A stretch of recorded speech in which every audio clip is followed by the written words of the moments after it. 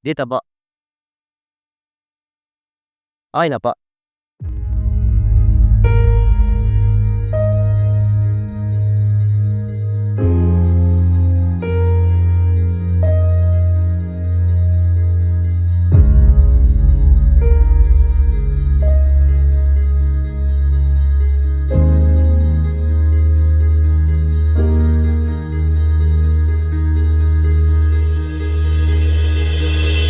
Siguro one of my best experience in the campus ministry ay ang magkaroon ng privilege to lead the next leaders of our country.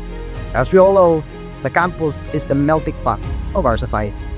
Siguro yung best experience ko is to be able to touch the lives of the next generation through leading them in knowing Jesus. Ako po ay sobrang nagpapasalamat sapagkat dahil sa campus ministry, nakilala ko po si Jesus. Dahil po sa campus ministry, nalaman ko yung purpose ko is to love God and to love people. Bilang isang campus leader, nagkameron ako ng pagkakataon na hindi lang maabot ang mga estudyante, kundi pati na rin yung kanilang mga pamilya. My best experience bilang campus minister ay makita ko yung mga klase ko na nagkakaroon ng puso para makakilala sa Panginoon. Dahil sa campus ministry, nakakilala ko si Lord at ngayon, nakakilala din ang aking buong pamilya. Siguro, one of my biggest reality dun sa campus ministry is there's more to life than my studies.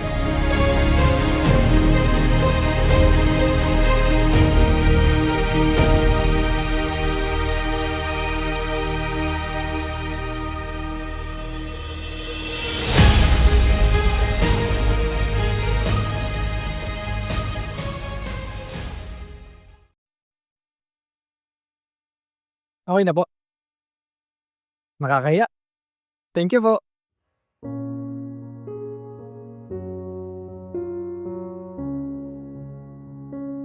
Legacy, naalala ko lagi dito yung sa 3 John chapter 1 verse 4, kung saan sinabi ni John na I have no greater joy than to hear that my children are walking in truth. Sa akin na-touch ako dito kasi ako before, isa lang din naman akong kabataan na walang alam bulag sa katotohanan.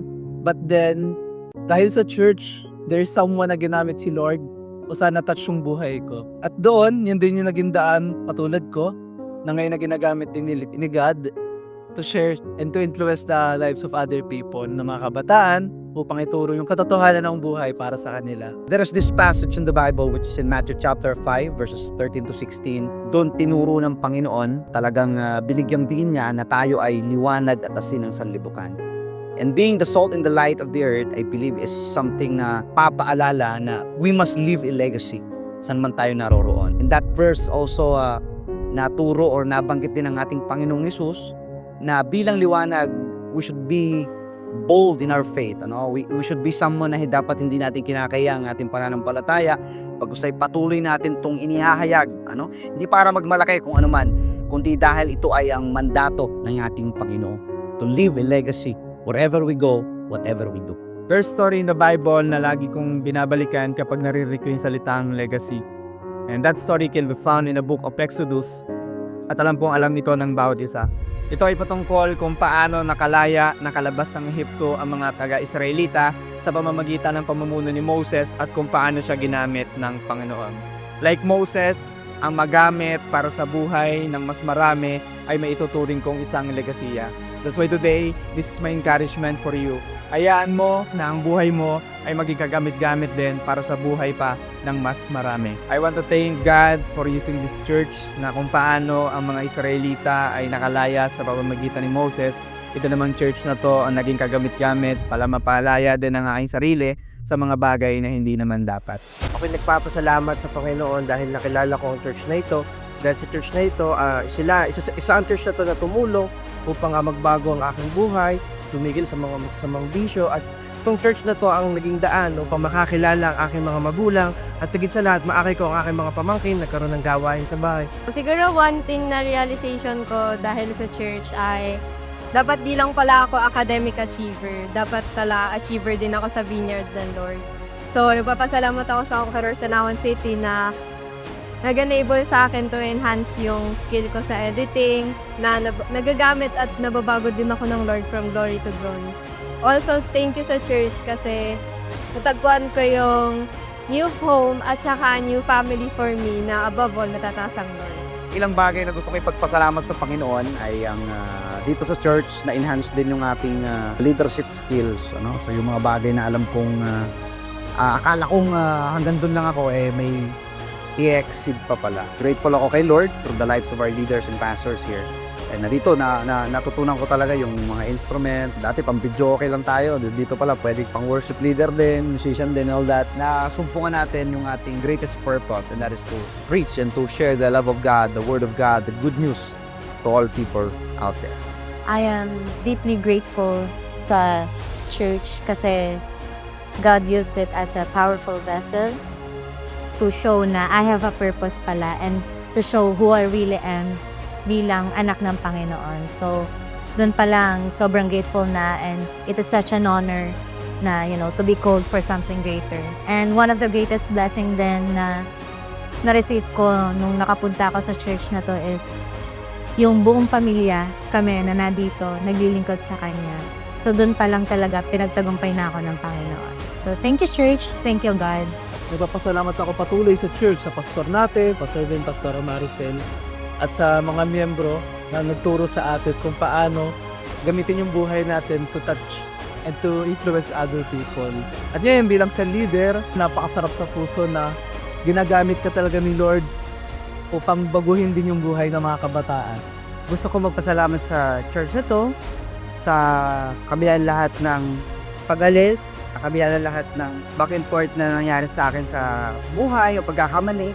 Patuloy pa rin nila akong tinanggap. Naramdaman ko pa din yung kanilang pagmamahal at presensya na nandito ako.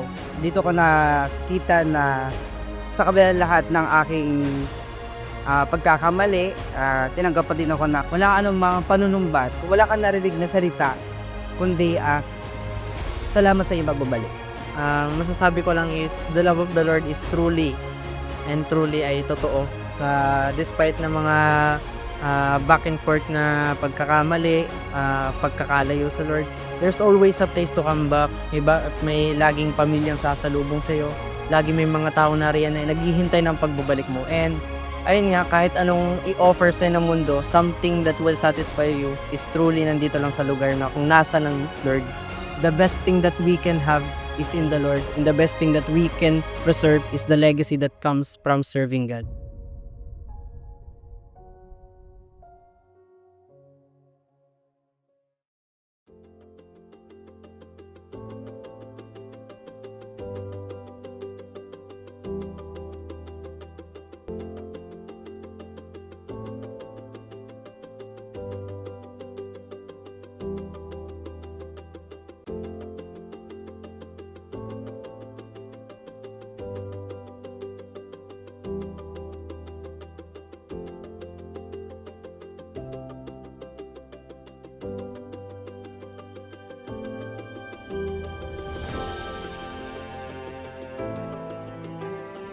This is the church that opened its doors before we even knew we needed them.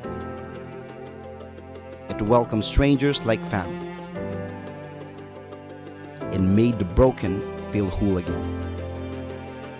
Prayed when doctors had no answers. Believed in miracles and witnessed them. Fed the hungry, held the grieving, celebrated the prodigal's return. Baptized generations in the same waters. Watch couples say I do, and families say I'm home. A youth found purpose. A child found belonging. A skeptic found faith. This wasn't just a building. It was the beginning, the first mission trip, the first wedding, the first say yes to Jesus, and it's still just getting started. We are the church that stayed when it's hard and stepped out when it was risky, that lifted hands in worship and rolled up sleeves to serve. Built not on brick and stone, but on grace, faith, and every yes that came before. We are the church that believes, that goes, that grows, the church that lives legacy and builds what's next. This is Conquerors for Christ Church, Tanawan City. Hello there. Welcome to Conquerors Tanawan City. We are more than just a building. We are a family, a community, a place where faith comes alive. It is where we encounter God, grow in faith, and build meaningful relationships. It is a place of hope, healing, and purpose. Our vision is to win souls and make disciples. We have one purpose, and that is to love God and to love people. Our goal is to make every believer a leader of leaders. And our cause is nation transformation. Church is more than just Sundays. It's for every day of our lives. Through small groups and mentorship, we guide you in your spiritual growth, equipping you to shine for Jesus in your campus, workplace, and every community. Come and be part of our growing family in Christ, a family that loves faith that grows, in a mission that matters. Friends, it's gonna be good. Welcome to our church.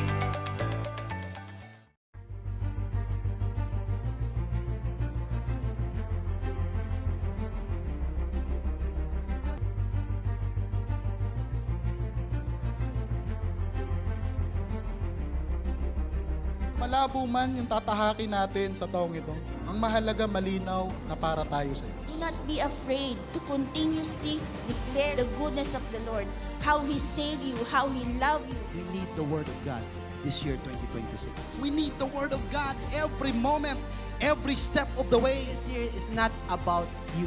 It is about what God can do over our lives. Hindi mo lang ang Diyos sa'yo. You need to claim it that God will do something greater on this year.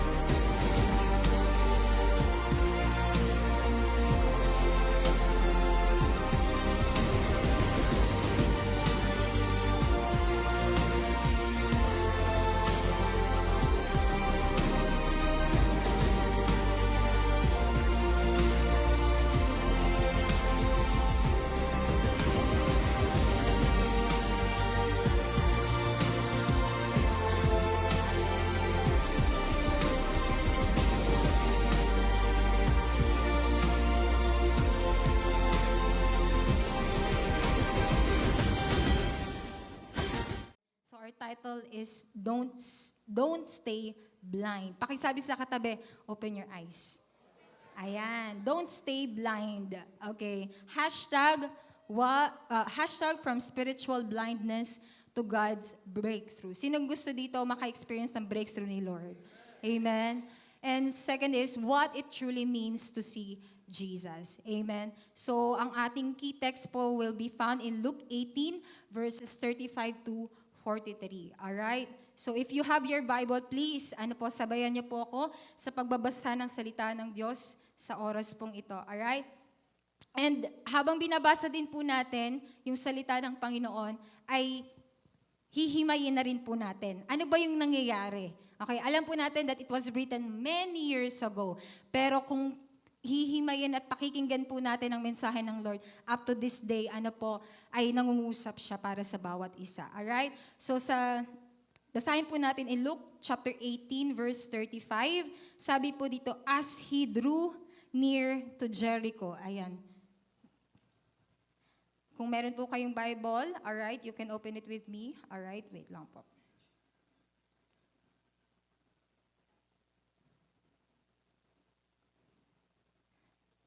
Ayan, New King James Version po ang aking gamit. Ano po? So verse 35, then it happened. Pakisabi sa katabi, it happened. Okay, nangyari po ito. Totoo po itong pangyayari. Ano po? Sabi niya, as he was coming near Jericho, that a certain blind man sat by the road begging. Okay? So, in this verse, ano po, makikita natin na tinutukoy po dito is si Jesus. Papunta po siya sa Jericho. Okay? So, and also, meron din isang tao dito, okay, na nakaupo at namamalimos. Alright? So, in Mark 10:46, pinangalanan po dito yung blind beggar na si Bartimaeus. Pakisabi sa katabi, Bartimaeus. Okay, alright? And also in Matthew 20:30, okay, makikita nyo rin po sa account ng gospel, nabanggit din po dito ang dalawang blind man. Okay, na exactly the same situation na kung saan si Jesus ay papunta sa Jericho and okay, sila po ay namamalimos. So habang inaaral ko po siya, bakit iba-iba ng dun sa isa may pangalan, yung isa dalawang bulag, pero dito sa ating text is isa lang, ano po. And I found out, ano po, na galing kasi sila sa iba't ibang witnesses, okay? Pero even yung details, kahit yung details medyo magkakaiba sila, pero the same thing happened. Pag sinabi po, ano, na Synoptic Gospels, kumbaga lahat po, okay, ng pangyayaring ito ay naisulat, okay, ng tatlong witness, alright? It means that totoo pong nangyari. Pero dito sa Luke 18, binigyan lang ng diin ni Luke, okay, yung blind man. Bakit? Anong meron sa kanya? So yun po yung pag-uusapan po natin, alright? So, let us shortly observe, ano ba yung sitwasyon ng blind man in this story? Okay? Paano natin makikilala si Jesus? Through His eyes. Ate, sa paano yun? I-blind siya. Okay? So we will know Jesus more kung sino si Jesus, ano yung kaya niyang gawin para sa'yo through the eyes of the blind beggar. Naniniwala po ba tayo para doon? Amen? Naniniwala po tayo na kaya tayong, kumbaga kayang magpakilala ni Jesus, even, okay, He can use a blind man, okay, to reveal kung ano yung gusto niyang gawin para sa'yo. Amen? So, sabi po dito, alright, he was not only blind, but poor. Okay, pwedeng bulag, pero mayaman. Okay? Pero ito talagang pinagkaitan, okay, ng yaman at pinagkaitan din ng kakayahang makakita. So, kung isipin po natin, nakaasa po siya, okay, sa mga limos niya para kumain. Nakukuha po. So, second thing, he sat begging. Siya po ay namamalimos. Bakit? Kasi nga po siya ay bulag. Okay? And alam po natin, ano po, hindi tayo nagdi-discriminate, but we know our brothers and sisters na may ganitong kalagayan is limited po yung kayang gawin. Okay? They rely on people, they rely on their family, pero maybe in this case, wala siyang pamilya na inaasahan. Oh no? That's why he rely on people's alms. Okay? And then, imagine, ano po, kung itong blind man na to, si Bartimaeus, ay makakakitang muli. It means everything to him. Nakukuha po. Ano po, kung makakakita siyang muli, ibig sabihin, it means something. Not just something, but it means everything to him. Kung sino man yung makakapagpagaling sa kanya, alam mo yon, ibibigay niya lahat, okay, para dun sa taong yon. Amen? It's the same thing with us. Amen? Ano po, na gustong sabihin ng Panginoon para sa atin. Alright? Everything that we have, okay, is not ours. Okay? It belongs to God. Amen? And, kumbaga, kung wala ang Diyos, wala ang tao. Ang tao, pag walang Diyos, okay, they are nothing. But God, without man, still God. Okay? Ganun yung sitwasyon dito nung beggar, no? So, and then, yun nga po, if the blind man could get his sight back, okay, it would mean everything to him. Second verse, ano po, verse 36, okay, sa Tagalog, ano po, nang marinig niya ang maraming taong nagdadaan, tinanong niya kung ano ito. So, again, in this time, bakit si Jesus papunta po sa Jericho? Ano, just to give you a context, ano po, ito po ay palapit na ang Passover. Okay? Na kung saan si Jesus po ay ipapako sa krus, mamamatay, in the third day, muling mabubuhay. And at that time, alam po natin na si Jesus ay maraming tagasunod. So imagine kung tayo po yung beggar every day, usual sa atin na namamalimos, and all. And then isang araw, biglang magkaroon ng maraming tao. Anong meron? So, kumbaga nagkaroon siya ng curiosity. Sabi niya, tinanong niya yung kanyang mga nasa paligid, anong meron? Okay, anong nangyayari? Okay, so ngayon, today, Lord, anong nangyayari? Okay, anong gusto mong mangyari sa buhay ko? Okay? Alright? So, yung mga nag-invite sa'yo, hindi ka tinigilan. Okay? Yung iba dito talagang, meron po dito na naghahanap sila ng church. Okay? Out of curiosity. Okay, ano gatong kongres tanawan na ito? So, maka-attend nga. Alright? So, maybe pumunta ka dito na curious ka lang nung una, pero God is revealing Himself to you right now. Sabi dito, this teaches us that, being curious, marites in short. Okay? So, ito, pwede pong maging good or beneficial sa atin yung pagiging curious or magiging marites natin. Alright? Sabi dito, also, those who want to see always have the better hearing sense. Pansinin niyo po, hindi niya nakikita ng maraming tao, pero paano niya nalaman? Naririnig niya yung ingay. Okay? And basically, kapag po if a person is not able to see, okay, meron siyang better sense of hearing. Okay? Maganda po ito. Alright? And if they can see with their own eyes, they ask questions, making use of other people's eyes. Okay, so nagtatanong sila, okay, ano bang nangyayari? Kasi hindi nila makita, tatanungin nila yung nakakakita, ano bang nangyayari?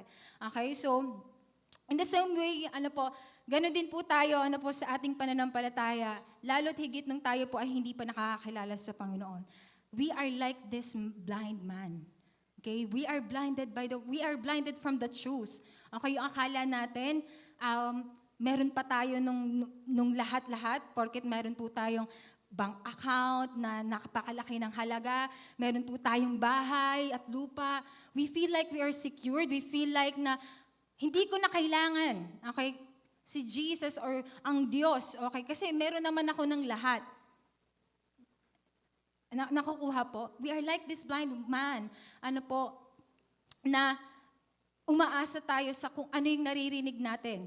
Okay? Kung ano yung naririnig natin. And maybe the world is feeding us na, yes, kunin mo to, i-achieve mo to. Okay? You will gain everything. Hindi mo na kailangan ng kung ano. Okay? Pa-church ka pa, hindi mo na kailangan yan. Meron ka naman, di ba, mga ganitong bagay. So, it's the same thing, na sinasabi ng Diyos sa atin. Maaring tayo ay bulag sa katotohanan, pero He gives us a sense of hearing. Okay, na kung saan, kaya pala sinabi niya in Romans 10 verse 17, faith comes from hearing, and that is hearing the good news about Christ. Amen. Ako, nagpapasalamat ako kay Ate Hannah na nag-share sa akin ng gospel. Pero bago po siya nag-share sa akin, okay, may iba pa po akong mga kasama dati sa campus na nag-share. And although hindi ko nakakita si Jesus, pero lagi, kumbaga naririnig ko ang salita ng Diyos, amen, nagkaroon ako ng pananampalataya sa Kanya, na bago po ang buhay. And many of us have the same story, na dahil may nag-share, may nangusap, okay? May nagbahagi ng salita ng Panginoon, you were able to find Jesus. You were able to find the truth, okay? You were able to see the good plans of God for you. Amen. Kaya ka nakaupo ngayon, punong-puno pa rin ng pag-asa. Bakit? Kasi may nagbahagi para sa'yo. Palakpakan po natin si Lord. Ito nga po yung sinasabi ko, hindi lahat sa buong taong ito paaring hindi po maging malinaw agad-agad ang mangyayari sa atin. Okay, pero sinasabi ng Panginoon na even though malabo pa yung future, malabo yung pag-aayos ng pamilya mo, malabo na magkabalikan ng iyong parents, malabo na makatapos ng pag-aaral ang mga anak mo, o malabo na magbago siya, maaring malabo ang nakikita mo ngayon, pero sinasabi ng Diyos, He give you, okay, the sense of hearing to hear His word every day. Okay, and because faith comes from hearing and hearing the word of God, sabi niya rin in Hebrews 11, verse 1, faith is the assurance of the things unseen. Amen? So, kumbaga, sinasabi ng Panginoon na kahit malabo, hindi mo makita o madilim ang nakikita mo because of the things na nangyayari sa buhay po natin, definitely, we just need the word of God. Amen? We just need to hear His word. Amen? To open our spiritual eyes. Amen? to open the eyes of the blind. Amen? Amen. And palakpakan po natin si Lord for that. So verse 37, sinabi nila sa kanya, si Jesus na taga Nazaret ay dumadaan. Si Jesus ay dumadaan. First time ko po narinig ang verse, ang preaching na to when Pastor Bian preached it in Walter Mart. Okay? Grabe yun, sabi ni Pastor, dadaan ang Panginoong Jesus. Anong sasabihin mo sa Kanya? Today, He is the same God that we worship. He is the same God that we serve. Amen. He is passing by. What are you going to do? Amen. What are you going to say to Him kapag tinanong ka niya? Amen. So ano ba yung ginawa ng blind beggar? Ano po? And nung nalaman niya na si Jesus yung dadaan. Amen. So yun nga, at the Passover is coming soon, Jesus is passing by. And during this time, napakarami pong Jews, okay, hindi po yung iniinom, okay, yung lahi ng Israel, okay, alright, na galing po sa east and north, okay, nadadaan doon sa lugar na yon. Kaya maraming tao, no, bukod kay Jesus, meron talagang maraming tao na dadating doon. Kasi papunta na nga po sila doon sa Passover na sinasabi. Okay? Pero nagdoble yung crowd kasi nandun si Jesus. Okay? And then this is the time of the year that Jews donate money to the poor. Okay? Kung ikaw si Bartimaeus, okay? Okay? Alam mo na maraming taong magbibigay ng pera. Ano yung sasabihin? Ano yung gagawin mo? Okay? 'Di ba? Hanggang makarami, hanggang maka-target, baka may target pa sila. Okay?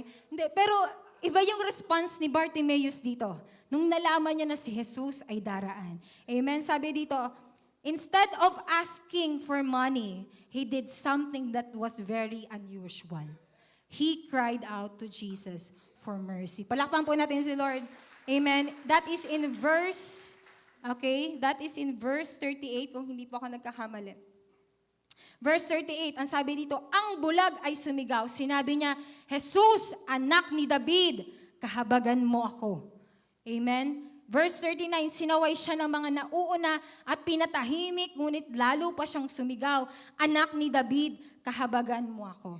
Amen? So, instead na, pahingi po, palimos po, okay? Sumigaw siya, sabi niya, Jesus, anak ni David, kahabagan mo ako. Instead of asking for money, he asked for God's mercy. How many of us, na humihingi pa rin ng habag, gabay sa Panginoon sa bawat araw? Amen? Yung bago ka gumawa ng isang bagay, you pray to God, Lord, hindi pwedeng hindi mo ako kumbaga sasamaan sa sitwasyon na to. Amen? O baka complacent na po tayo sa faith natin. Akala natin malapit pa tayo sa Diyos, pero malayo na pala. Amen? So, we are living by grace alone. We are living by grace alone. We are living by God's mercy. And Bartimaeus at that time, he knows it. He knows Jesus. And then yun nga po, tuloy po natin, mabilis na lang po. So, hindi po malinaw dito kung bakit pinipigilan at even doon sa pagsigaw niya, pinigilan siya ng mga tao. Pwedeng may mga pumigil sa iyo papunta dito. Pwedeng may nagsabi na, hindi naman totoo yung mga sinasabi nila doon, wag ka nang umattend, dito ka na lang. You belong to us. May mga nagsasabi pang ganyan. Okay? Pero ako, one thing that I am assured na I am in the right place, in the right church. Si Jesus kasi ang pinag-uusapan. Walang ibang natataas kundi si Jesus. Palakpakan po natin si Lord. Not the name of the church, not the name of the pastor, not the name of anyone who is speaking here, but the name of Jesus. Sabi ko, Lord, tama po ito. Amen. Palakpakan po natin si Lord. And it may be because, okay, maraming dahilan na maaring bakit pinipigilan, okay? Pwedeng akala nila, hindi niya deserve yung mercy ni Lord kasi nga, at that time, naniniwala sila na kapag bulag ka, punishment yun ni Lord dahil may kasalanan. Nabanggit po yun in John chapter 9, verse 2. Maari din po na tingin nila kay Jesus, napaka-taas niyang tao, he's too important para bigyan ng attention yung beggar. Okay? Alright? Or, pwedeng gusto lang nila sa kanila yung attention ni Jesus. Okay? At kung ano yung pangangailangan nila, yun lang ang bibigyan ni Jesus ng attention. Okay? Ganon din po tayo. Nasa mundo, na busy sa mga personal po nilang pangangailangan. Amen. Mundo na pinipigilan kang lumapit sa Diyos. Amen. Na alam natin na ito yung makakapag-lead sa'yo sa tama. Amen. There is a God who sees you. There is a God na kahit ang daming noise, ang daming pumipigil, nakikinig siya sa bawat tugon mo. Amen. Nakikinig siya sa bawat tugon mo. Palakpakan po natin si Lord. Amen. At isab, anong ginawa ng blind beggar? Okay? Ano ginawa niya? Alright? Whatever the case, ano man yung dahilan, the beggar's yelling isn't welcome. Parang tayo, na parang ano man yung opinion mo, ano man yung pinagdadaanan mo, lagi tayong ini-invalidate. Okay? But then, Jesus hears him. Pinakinggan siya ng Panginoon. Verse 40, mabilis na lamang po, tumigil si Jesus, okay? At iniutos na dalhin siya sa kanya. Sa paglapit ng bulag, tinanong siya ni Jesus. Verse 41, ano ang ibig mong gawin ko sa iyo? Sinabi niya, Panginoon, ibig kong makakita. Pakisabi sa katabi, ibig kong makakita. Amen. Okay, so, bago po ako magpatuloy, God wants us to see na hindi lang po si Bartimaeus yung balag dito. I also believe meron din ditong bulag, yung mga pumipigil sa Kanya. Even though they see, but they were not able to see Jesus for who He is. That's spiritual blindness. Amen. Maaring tayo din, nakakakita tayo ngayon, okay? Pero hindi natin alam, bulag pala tayo sa katotohanan. Akala natin naniniwala pa tayo sa Diyos, pero hindi na pala. Akala natin nagtitiwala pa tayo sa Diyos, pero hindi na pala. Amen. Sa ibang bagay na o sa sarili nating lakas. But today, God has a good news for us. God is giving us a chance na sa kanyang muling pagbisita, sa kanyang muling pagdaan, okay? Sa kanyang muling pagdating, okay? Alright? Sa lugar na ito, okay? Ano ang sasabihin mo sa kanya? Tinatanong tayo ni Jesus, anong ibig mong gawin ko para sa'yo? Okay? Ikaw lang at ang Panginoon ang makakatugon para doon. Anong gusto mong gawin ni Jesus sa buhay mo ngayon? Amen? Alright? So, sabi dito, yun nga, mapapansin po natin, the blind beggar calls to Jesus twice as a son of David. Sabi ko, Lord, curious na curious talaga ako. Ang sabi ng tao sa kanya, Jesus the Nazareth. Pero anong tugon niya? Anong tawag niya kay Jesus? Jesus, son of David. At Isab, ano pong ibig sabihin po nito?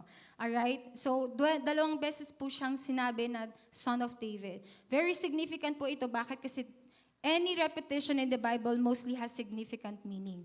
Okay? So, alright. Jesus, at mapapansin din po natin bakit? Si Jesus ay huminto sa pangalawang beses na siya'y tinawag ng bulag na ito. Okay? Na son of David. Anong meron po doon? Bago po ako magtuloy po doon sa 3 points po natin sa umagang ito. Son of David, the term son of David is a messianic term. It means the promised fulfillment of God's covenant with David. Okay, so kasi si David po noon, nais siya na magpatayo ng temple kay Lord. Ngayon, hindi po siya pinayagan ni Lord kasi dahil nga siya po ay warrior, ang daming dugong dumanak sa kanyang mga kamay. Okay, and we know God is holy. So instead na pagbigyan yung request ni David, ang ginawa ng Diyos, nangako siya kay David. Sabi niya, i-establish ko ang kingdom in your descendants. Lahat ng iyong mga descendants, from your descendants, kings will come. Okay? And at this point, ang Israel po ay walang hari nung time ni Jesus.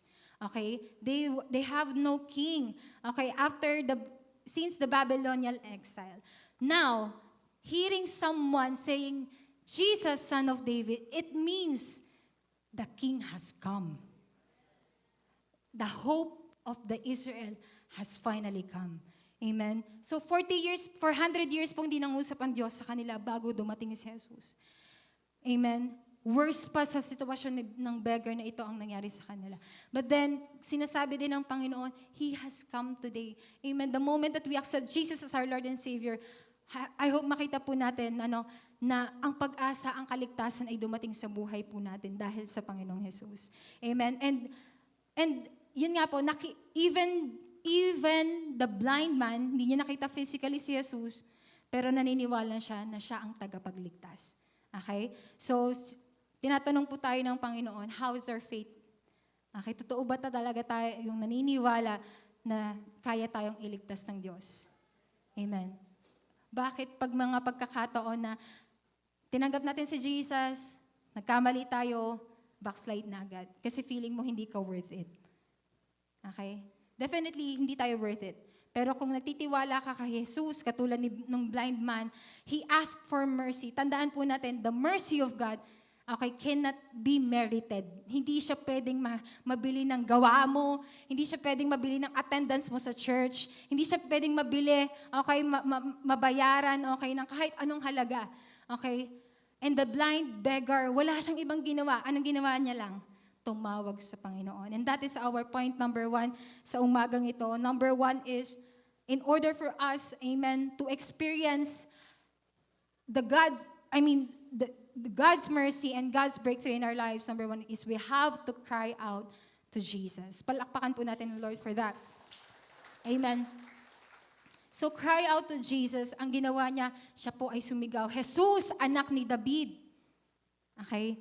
Kahabagan mo po ako. Amen. So, at this point, sinasabi ng Panginoon sa atin na ano man yung bagay, okay, na nakakapagpabigat para sa atin, He is there to help us. Amen. And tandaan po natin, a person may be blind and poor in the eyes of the world, of the crowd, yet rich in faith and able to see Jesus clearly. Pwedeng halimbawa po yung mga naglilingkod po dito, okay, matagal ka na sa church, pero feeling mo parang napag-iiwanan ka pa rin when it comes to the standard of this world na kailangan manager ka na, kailangan 5 na anak mo, kailangan ganitong edad, kasal ka na, di ba? So, parang feeling mo you're being left behind by the standards of this world. Pero sinasabi ng Diyos, maybe you are, poor and blind in the eyes of the world, but you are rich in faith in Him. That's enough. Amen. That's enough. Palakpakan po natin si Lord. But at the same time, there is another situation na kung saan one may have sight and abundance in life, yet remain blind to spiritual truths and poor before God. Yun yung pinakamahirap, na maaring nasa iyo na lahat, pero malayo pala tayo sa Diyos. Amen. Pero I believe today, amen, ang mga taga-conquerors, amen, amen. Minsan man napalayo sa Panginoon, pero bumabalik at bumabalik pa rin sa Diyos. Palakpakan natin si Jesus. Amen. Amen. True vision, sabi, ang revelation po ni Lord is, yun nga po, true vision goes beyond physical eyesight. Ang totoong pangitain ay hindi lang sa bagay na nakikita ng ating mga mata. It comes from the heart that recognizes their need for Jesus Christ. Sumama ka dun sa mga taong alam nilang kailangan nila sa Diyos, hindi ka niyan ililigaw. Sabi nga ng Panginoon, hindi pwedeng mag-akay ang bulag ng kapwa bulag. Okay? So, paano mo malalaman kung bulag ang isang tao o hindi? Tanungin mo kamustang relasyon niya kay Jesus. Pag sinasabi niya pa rin na kailangan ko pa rin si Lord, mabuti pa ang Panginoon, kailangan ko ang Diyos sa buhay ko, sumama ka sa Kanya, ililid ka niyan sa tama. Amen. Bakit? Kasi alam niya kung ano yung nilalakaran niya. Hindi mo man makita na parang, magarbo ang bahay niya. Amen. Yung parang wala siyang ipagmamalaki. Okay? Hindi mo man makita yun sa buhay pa niya ngayon. Okay? Pero kitang-kita mo kung paano siya sumusunod sa Diyos sa kabila na kanya pinagdadaanan. You can follow, amen, Jesus through that person. Amen. Palakpakan po natin si Lord. Yan. So, true faith is seeing with the heart, recognizing our need for Jesus. I believe God is here.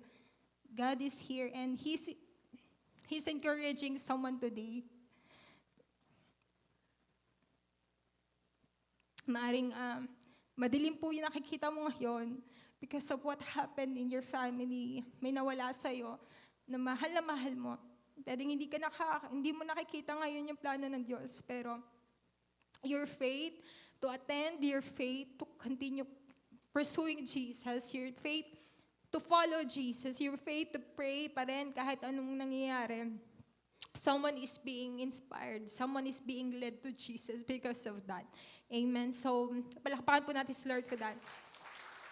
Amen. And, ayun, cry out to the Lord nga daw po. So our first point is cry out to God. Amen. Sumigaw po ang bulag, ano po. Sabi niya, anak ni David, kahabagan mo po ako. So don't let the world silence your faith. Galatians 10 verse 1, sabi po dito, am I now trying to win the approval of human beings or God? Am I trying to please people? If I were still trying to please people, I would not be a servant of Christ. Amen. Sinasabi ni Paul dito, ano po, na kung tayo pa rin po ay nakafocus pa rin sa sasabihin ng ibang tao at itatago lang natin ang pananampalataya natin kay Jesus, we cannot consider ourselves as a servant of Jesus. Definitely, if you serve God, you will be an enemy of this world. Kaya hindi na po dapat maging bago sa inyo kung may nagmamak sa inyo, may nag-i-insult sa inyo, may pumipigil, okay, para sumunod tayo sa Panginoon. That's natural. Alam mo, matuwa ka pa. Bakit? Kasi alam mo, kakampi mo ang Diyos. Dalawa lang yun eh. Okay, sabi ko nga doon sa kausap ko, dalawa lang yun. Kapag di mo pinili si Jesus, ang pinipili mo si Satan. Ang pinipili natin si Satan. Wala pong in-between. Walang purgatorio, ayaw ni Lord ng lukewarm. Amen. So, today, God wants us to, help maging malinaw sa atin, sino bang piniplease natin? Sino bang pinaglilingkuran natin? Is it God or still other people? Ako, umiyak po ako kay Lord kagabi habang minahanda ko siya kasi sabi ko, Lord, hindi ko alam kung anong magiging reaksyon ng tao when I say this kasi medyo mabigat siya. Medyo talagang gusto ng Lord talaga is to open our eyes. No, dun sa mga kasalanan, okay na meron pa tayo, pero sabi ko, Lord, sige lang po. Let your word speak itself, okay, for you. All right? Also, again, this is an encouragement, persistent faith, okay, gets Jesus' attention and leads us to answered prayers. Excuse me po. Persistent faith gets Jesus' attention and leads us to answered prayers. Kailan po napansin ni Jesus si Bartimaeus? Nung kahit meron na pong pumipigil sa kanya, hindi po siya nagpatinag. Okay? Parang ikaw, pansin ka ni Lord today. Amen. He's very fond of you. Sabi nga doon sa The Shock na movie, sabi nung lalaki po doon na bida, meron bang taong hindi ka natutuwa? I mean, kasi laging, sabi ni God sa kanya, I'm very fond of you. I'm very fond of your children. Pag sabing fond, natutuwa, nagagalak ako sa'yo. Alam mo yon, ganoon din ang Panginoon, nagagalak siya para sa'yo because you chose Him today. You chose to hear His voice today. You chose to see Jesus today. Amen. And yun nga po, because of your persistent faith, amen, you get the attention of Jesus. Amen. Again, maraming crowd po to pero yung prayer mo, iniintay na ni Lord ngayon. Pakisabi sa katabi, yung prayer mo, iniintay na ni Lord ngayon. Okay, bakit? Anong sinabi ni Lord sa kanya? Verse 40, balikan lang po natin. Ano po? Sabi po niya dito, verse 40. And Jesus stopped and commanded him to be brought to him. And when he came near, he asked him, what do you want me to do for you? Anong gusto mong gawin ng Diyos para sa'yo ngayon? Amen? Nagsasalita ang Panginoon. Anong gusto mong gawin para sa Kanya? Lord, hindi ko po alam. Meron po ba ng ganon? Hindi ko po alam kung ano pong gusto ko. Pero alam ko lang po ang isang bagay na gusto ko. Kung ano yung gusto mo para sa akin. Diyan tuwan-tuwa si Lord. Tapos bukas may problema ka na. Hindi, kasi, just kidding. Pero ganun bago magbigay si Lord ng blessing, talagang paghihirapan po natin siya. No? Kumbaga, when we ask for paper, He will give you a seed. Okay? No, it's a process. God's answer is a process. Pero dito, instant. Okay? Kasi this is the time, it's part of the miracle, last miracle na Jesus bago siya ipako sa krus. Perfect timing si Bartimaeus. Amen? So, yun nga po, yung persistent faith natin also leads us to miracle. Bakit? Kasi nga, nung time na magpapaulan na si Lord ng pagpapala, nandyan ka pa rin. Okay? Kahit medyo nakakaantok, natutulog na, pero nandyan ka pa rin. Amen? And you will receive God's blessing. If you just, open your mouth and say, Lord, ito po ang gusto ko, ito po ang kailangan ko. O sabihin mo lang, Lord, kailangan kita sa buhay ko. He will answer you. Amen? Palakpakan po natin si Lord for that. Then, yun po. Mark 5 verse 34, malapit na po ako magtapos. He said to her, "Daughter, your faith has healed you. Go in peace and be freed from your suffering." Okay? Madami po dito mga prayer requests. Gumaling. Amen. From their sickness. And I believe God is still making miracles today. God is still healing people today. Amen? So, hingi lang po tayo ng kagalingan sa Panginoon. Second thing, okay, is that we have to understand it from this verse, okay, from this scripture is, first, cry out to God. Second, believe in the power of Christ. Amen? Pwedeng tumatawag ka sa Diyos pero hindi ka naniniwala sa kaya niyang gawin para sa'yo. Kaya ang galing ni Lord, no? Alam niya ang pangangailangan ng bulag. Ikaw ba naman? Diba? Kita mo na bulag. Tatanungin pa, anong gusto mong gawin ko sa'yo? Hindi yun dahil hindi alam ni Lord kung anong kailangan mo. God wants you to exercise your faith. Amen?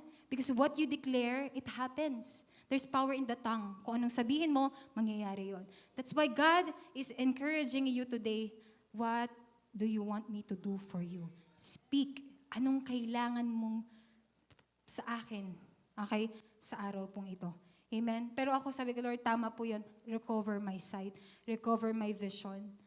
Okay? Sa daming laban na nangyari, baka nabulag na yung mga spiritual eyes natin, na mga pain, discouragement. So I think this is a very timely message na ask God to recover your vision. Amen? Kasi sino mang pong tao na walang pangitain, they perish.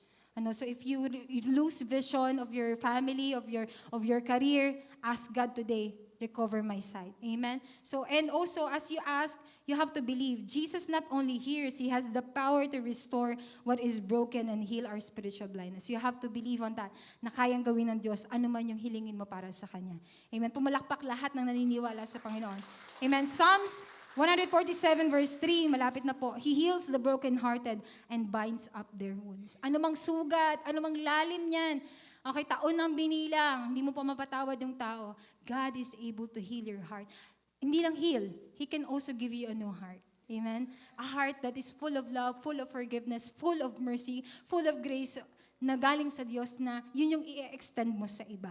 Amen? Even sa iyong naging, halimbawa, nakasakit sa'yo o naging kaaway mo from the past or even now. Okay? Yung kapatid mo, kagalit mo, hindi mo iniimikan. Ganon kami ng kapatid ko eh. Okay? So medyo loud kasi siya, tas ako soft. So kapag hindi na ako umimik, edi yun. Tapos mamaya, parang wala ulit nangyari. Di ba? Ganun naman po sa pamilya. Pero baka yung iba dito, taon ng binilang, sama ng loob mo. So, hindi mo alam, nagiging cause yan ng pagkabulag mo spiritually. That the pain, that bitterness, that rage in your heart, it can cause spiritual blindness. You cannot see the love of God. Okay? Hindi ka takot kang magmahal kasi takot kang masaktan. Pag ganun po, hindi ka rin tumatanggap ng pagmamahal ng Diyos. Amen? Hindi ka gagaling. Pero today, God wants us to heal us. Amen? God wants to heal us. 1 Peter 5:10, and the God of all grace will Himself restore you and make you strong, firm, and steadfast. Sino po dito yung gusto pa rin maging matatag sa taong ito? Amen? Sa pananampalataya na meron siya. Palakpakan po natin ng malakas ang Panginoon. Amen? At hindi po natin kaya on our own. Sinasabi po ng Diyos, it's all by His grace. The God of all grace will Himself restore you and make you strong, firm, and steadfast. Amen. Jeremiah 30 verse 17, but I will restore you to health and heal your wounds, declares the Lord. Okay, so third point po, and dito na po ako magtatapos. So, nakita po natin, alright, basahin po natin in verse 42 to 43. Ayan. So ito na po yung pinakahihintay natin. Alright? And Jesus said to him, receive your sight. Your faith has made you well. Pakisabi sa katabi, your faith has made you well. Amen. Alright. So verse 43, sabi niya dito, and immediately he recovered his sight and followed him, glorifying God, and all the people, when they saw it, gave praise to God. Amen? So, palakpakan po natin si Lord. Third point na gusto ng Diyos para sa atin is, once we receive the answered prayer ni Lord, and kahit nga hindi pa natin nare-receive yung answered prayer, but when we encounter Jesus, I hope that encounter will lead us in praising God, obedience to Him, and giving God the credit that He deserves. Amen. Third point is give glory to God. A true encounter with Jesus always leads to praise and a life that points others to God. Amen. Alam niyo po ang benefit nito sa atin kapag binibigay natin lahat ng glory kay Lord, we are being protected from pride. Pride is the most sobrang sinful. Okay, ayaw ng Diyos ng pride. Pero every time na may nangyayaring maganda, himala, Lord, thank you po. Si Lord po yun, si Lord po yun, hindi po ako, si Lord po yun, si Lord po yun, si Lord po yun. Kung ganun lagi po yung bibig natin, ganun po lagi yung pagbibigay natin ng papuri sa Kanya, definitely, you will not be blinded by pride of this world. By the father of this world na walang ibang kumbaga, there's only pride in Him. Okay? Kaya bulag po. Okay? Bulag siya sa katotohanan, bulag siya. Kaya actually, hindi naman talaga tayo yung kinagagalitan ng kaaway. Galit siya kay Lord. Walang ibang way para masaktan niya si God, kundi ang saktan tayo. Okay? Pero dahil sa pagmamahal ng Diyos, nasaktan siya on the cross, to give us His life for us. Took up, amen, the punishment of our sins on the cross to redeem us, to restore our image, our identity in Christ. Amen. So, kung nabubulagan ka pa rin, ano ba yung likha ni Lord sa'yo? Ito po, kung ako ba'y babae o lalaki, kung meron pa pong confusion, today, God is calling you, anak. You are created in my image. You are created beautifully and wonderfully. Amen. Kailangan malinaw na sa atin kung sino tayo sa harap ng Panginoon. Wala pong in-between. Wala pong in-between. Ngayon po, nagbabasa ako ng article, pag may pinanganak na baby, sa birth certificate, hindi po, pwede na yung option na hindi lagyan ng kasarian. Okay? Blanco na. Diba? Ang gulo ng mundo ngayon. Amen? We are being blinded by the lies of this world. Na sinasabi na babae ka, yes, babae ka, pero nasa katawang lalaki ka lang. Hindi po totoo yun. We have to know the truth because the truth will set us free. Amen. Palakpakan po natin si Lord. Even divorce, di ako naniniwala dun. I hope we will stand kung ano yung gusto at tama sa harap ng Panginoon. Amen. So, again, God wants us to encounter Him so that we can give back the glory to God. Amen. Lead other people to the truth of Jesus. Katulad po ng Samaritan woman in John 4:20-38-39. After her encounter with Jesus, she left her water jar, ran to the town, and told others, "Come, see a man who told me everything I ever did." Her encounter led to praise and directly pointed her community to Jesus. Amen. Nung nakita niya, na alam ni Jesus, narinig niya, nakausap niya si Jesus, sinabi ni Lord kung ano yung kasalanan niya. Amen? Not in a condemning way. Okay, but in a personal way. Tawagin mo yung asawa mo. Sabi niya, Lord, I have no husband. Pero mayroon siyang kinakasamang 5. Jesus did not condemn him. He just tell her the truth about his life. Pero hindi siya na-offend. Her response saved a community.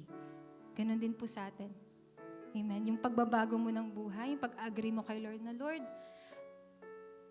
repentance means you say to the Lord, Lord, mali ako, tama ka. Itama mo po ako. Sabi ko, that's a simple explanation of repentance. Aminin mo sa Diyos na, Lord, mali talaga ang buhay ko. Ikaw ang tama. Tulungan mo ako. That's repentance. And if we are going to repent, if we're just going to cry out to God, if we're just going to believe that He has power in your life, if we are just going to give God the glory, no matter the circumstance, no matter His answer is for us, definitely, our life will be changed. Our life will never be the same. We will exactly and surely experience the breakthrough, okay, that God wants us to do, or God wants to do in your life. Amen. Palakpakan po natin si Lord for that. And bago po tayo mag-pray, bago po tayo manalangin, I want to share with you this simple and short video clip. Okay, so I hope ito po ay may message na pwedeng maiwan sa inyo, and let God speak. So, Ate Rain. You prayed and believed your whole life, never done anything wrong, and here you are. You're the nicest person I know. I am the meanest. You have dementia. My life is perfect. Explain that to me. Sometimes the devil allows people to live a life free of trouble because he doesn't want them turning to God. Their sin is like a jail cell, except it's so nice and comfy and there doesn't seem to be any need to leave. The door's wide open till one day time runs out and the cell door slams shut and suddenly it's too late. Pwede po ba tayong tumayo sa presensya ng Panginoon? So the message of that, it's a video clip from God's Not Dead. I remember nung ako po ay college, ito pong palabas na ito ay na-open. Okay? And ganun din po, mayroon pong campus ministry sa loob ng PUP. And ito po yung film showing. Uso pa kasi yung film showing dati sa mga kabataan. So ito po ay part po noon. And kung mapapansin po natin, yung lalaki po nagsasalita ay anak po nung old lady. And binalikan niya yung nanay niya na may dementia. Okay? Nakita naman po natin, kita niya na yung buhay ng nanay niya, okay, ay ipinaglingkod sa Diyos. He see, okay, yung relationship ng kanyang nanay, okay, sa Panginoon. But then, again and again, ang kaligtasan po ay personal. Ang kaligtasan ay pinipili ng bawat isa. So, bakit yan natisab? Nanay niya, born-again Christian. Naniniwala sa Diyos, pero yung anak niya, di ba? Ano nangyari? Pwedeng maaari, gano'n din po tayo. Okay? May mga bagay na hindi po natin control. Pero ano lang po yung pwede nating makita dun sa mensahe? Those who are faithful until the end will receive eternal salvation. Amen. Those who stand for their faith, those who allow Jesus to open their eyes to see the truth and walk in that truth and be faithful in the truth, okay, will always and always hear Jesus saying, "Well done, my good and faithful servant." Amen. Yun lang po yung opinion, yun lang po yung approval na dapat po nating hiniintay at laging ina-ask sa bawat araw. Well done, my good and faithful servant. And how to be a servant of God? We have to please God, not to please man. And I hope this message open your eyes. Ano yung mga bagay na maaring malabo pa para sa'yo? Ano yung area ng buhay mo na parang, Lord, nalilito pa ako, nako-confuse pa ako. Okay? Pwedeng, ngayon, born again tayo, bukas, okay, buang again, sabi nga ni Pastor. Biro nga po. Pero biro man sasabihin, pero nangyayari talaga siya. Even sa mga matatagal na, nadideceive pa rin tayo. We are still blinded by the things of this world. Pero today, Jesus is passing by. He's telling us, anak, hindi pa huli ang lahat. Amen. It's not too late. Amen. Sabi nga nung nanay niya, darating yung time, it will be too late. Pero today, it's not yet too late. Palakpakan po natin si Lord for that. John 3:16, for those who are first-timer. For God so loved the world that He gave His only begotten Son. Whosoever believes in Him shall not perish, but have eternal life. Mahal na mahal po kayo ng Panginoon. Mahal na mahal tayo ng Diyos na kahit ang kaisa-isa niyang anak ibinigay para sa ating lahat. Katulad sa mga magulang, kung gaano po kayo nagmamahal sa inyong mga anak, sa kabila ng kanilang katigasan ng ulo, pero kung alam niyo mapapahamak sila, di ba po, to the rescue po tayo. Ganon din po ang Diyos ng panahon na wala na talagang, hindi na humihinto yung kasalanan eh. Amen? God needs to step in. Okay? God needs to give His life as a ransom for many. Jesus is an innocent Lamb of God. Kaya po siya naging karapat-dapat. Yung kanyang buhay, dugo na natigis sa krus ng Kalbaryo ay sapat para sa kasalanan ng lahat. Sapat na kabayaran para sa lahat ng kasalanan. That's the thing that God did for you. Amen. And kung nagawa yun ng Diyos, bigay ang kanyang buhay, ano pa yung hindi niya kayang gawin para sa atin? Amen. So, I want to encourage you, don't be shy. Huwag po tayong mahiya sa Diyos. Amen. Huwag po tayong mahiyang humingi. Okay? Minsan kasi naghihiya tayong humingi kasi hindi naman ako, kakagawa ko lang, Lord, ng kasalanan. Kasi ang thinking natin, si Lord, nakatingin lang dun sa ginagawa natin. But we are living in God's mercy, not through merit. Ang pagsunod ay resulta na lamang ng pagtanggap natin sa Kanya. Amen. Ang paggawa ng mabuti at paggawa ng tama ay kasunod na lamang po ng ating pagtanggap kay Jesus. Amen. So kung halimbawa nagkakagawa pa rin po tayo ng kasalanan, amen, always, always, always, always go back to God. Renew your relationship with Jesus. Amen. Hindi po tayo tinataboy ng Diyos. Again, hanggat hindi pa huli ang lahat, nananawagan ng Diyos. Siya ay darating, okay? Upang tayo po ay isama sa Kanyang kaharian. Pero kung ngayon, hindi ka pa sure kung sa langit ka pupunta or dun sa kabila, God wants to give you assurance. Amen. He died for you and that is enough. Amen. That is enough. So for those who are first time, I want to lead you in this simple prayer. Mahal po tayo ng Diyos. Binigay niya ang buhay niya para sa ating lahat. Pwede pong itaas po natin ang kamay ng mga first timer. Hello po. Ayan. So, ayan. Gusto niyo po bang tanggapin si Jesus as your Lord and Savior? Ayan. So, kung gusto po natin tanggapin si Jesus bilang Panginoon at tagapagligtas, sabi niya Romans 10 verse 9, if we confess with our mouth that Jesus is Lord and believe in our heart that He has risen from the dead, you will be saved. Kuya, sa mga first-timer po natin, ang Panginoon po ay mahal na mahal kayo. Gusto niya po kayong makasama sa Kanyang kaharian. At isang paraan lang po para tayo ay makarating sa Kanyang kaharian ay ang tanggapin si Jesus bilang Panginoon at tagapagligtas. Okay? For those who are first-timer, kung ready na po tayong tanggapin si Jesus, tayo pong pumikit and let's pray.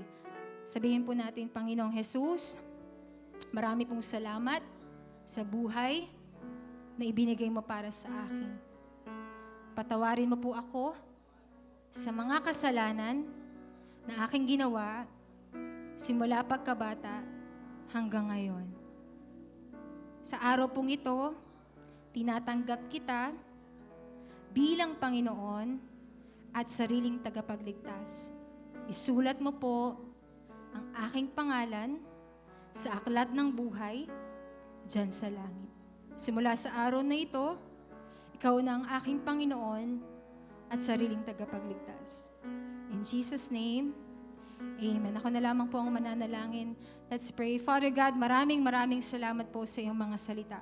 Bagamat, Panginoon, Lord, maikli, Panginoon, ngunit alam po namin, O God, na patuloy ka pa rin nangungusap para sa aming lahat. Lord, one thing that we ask today, ipakita mo sa amin ang area ng buhay namin, ang bahagi ng puso namin na hindi pa namin na-surrender sa iyo, na hindi pa po namin sinusuko sa iyo, mga kasalanan, hallelujah, na hindi hayag sa tao, ngunit hayag sa iyo.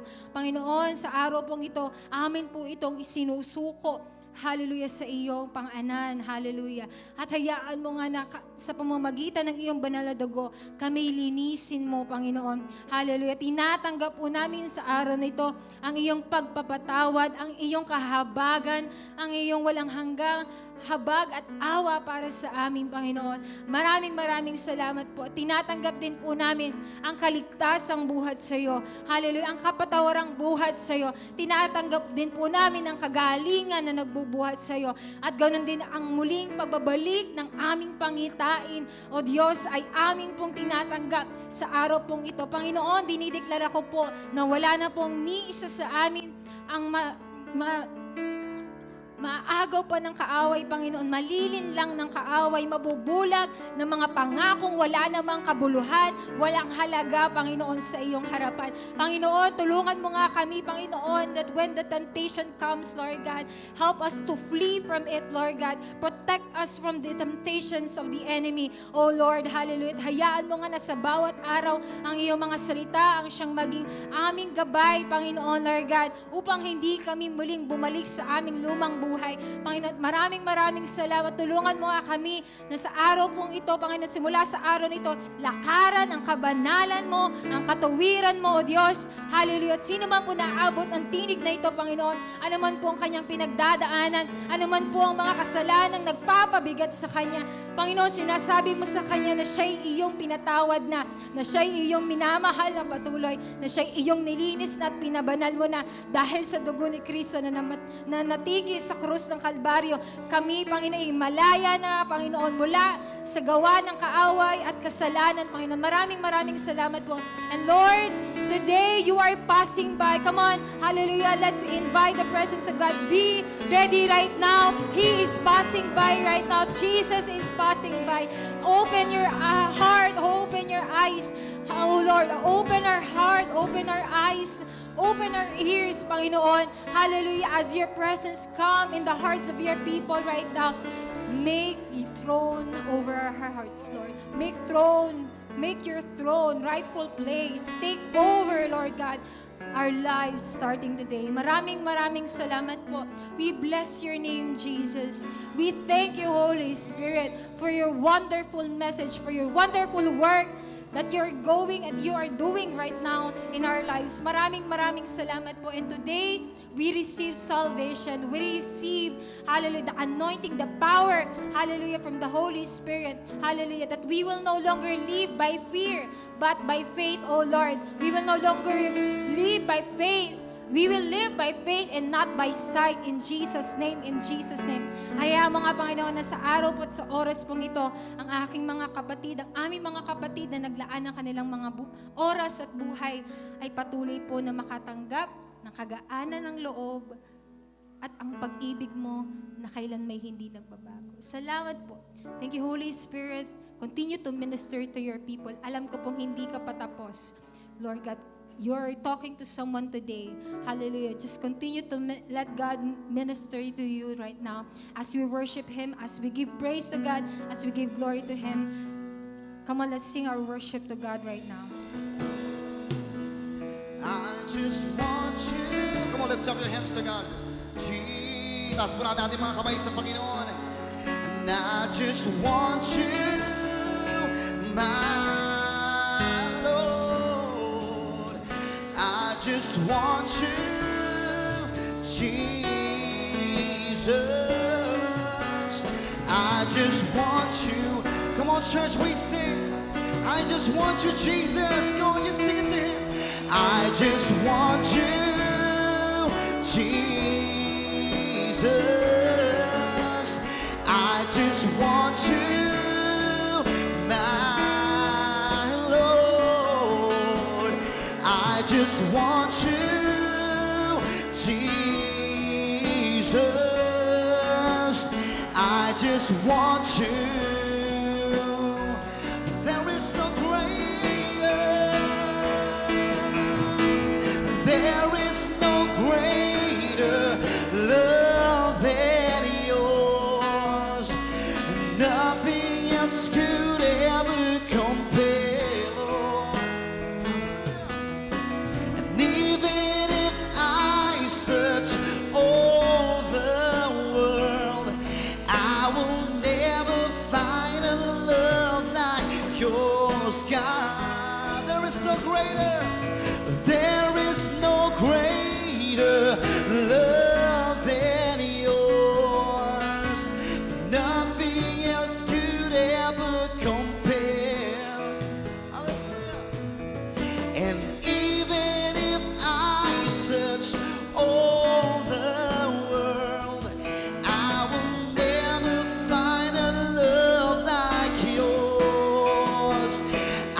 just want you. Come on, sing it to him. Say it to him. I just want you, my Lord. I just want you, Jesus. I just want you. Come on, minsan pa. We sing it, we say it to him. I just want you. Come on, church, we sing. He is in this place. There could be no other opportunity but today. Come on, you say it to him.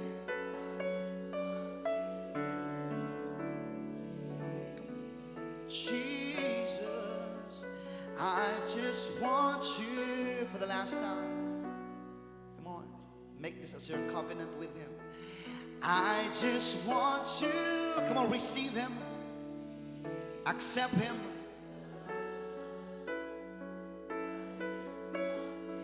Allow him to be enthroned into your heart today. Make him as your king today. Come on. I just want you, Jesus. I just want you. Thank you, Lord. Father in heaven, maraming salamat po. Muli, Panginoon, we believe in you. We put our trust in you. Our hope is in you alone, Lord God. Salamat, Panginoon.